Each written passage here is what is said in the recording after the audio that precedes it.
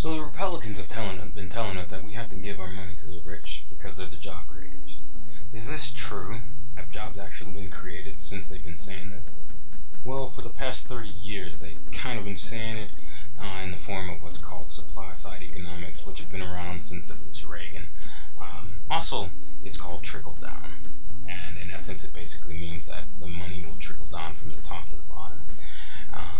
But in essence, what it means is that the government has us give the rich more money in the form of tax breaks and tax cuts and tax rebates, tax whatever.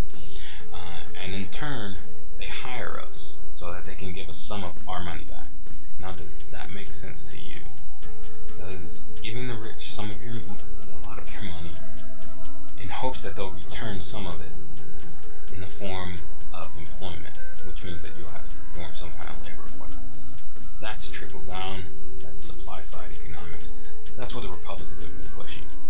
One of the biggest forms of trickle down in recent history are the Bush-era tax cuts, which for the past 10 years have supposedly been building up to create jobs.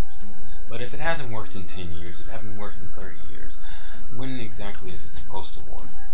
The only thing that seems to be being accomplished since trickle down has been implemented is that it's actually trickled up. Money has funneled to the fewer. There's only 1% in this nation that are super wealthy, and that money's been going more and more towards them. There are other people that are well off and that are doing okay as well, but a lot of the wealth is going to the top. If you look at the top 400 earners in this country, they have as much money as 150 million people. Now let's just take a look at things like food. 400 people could never match the spending of 150 million people as far as food is concerned, or anything, any type of consumption really. 400 people say they eat 3 meals a day. That's 1,200 meals a day that are being eaten by these 400 people. Now compare that to the 450 million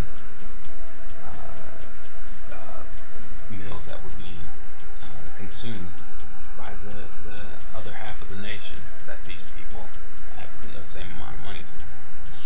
It just doesn't add up. There's no way, I don't care if they're ordering caviar, there's no way that they can match the spending of 150 million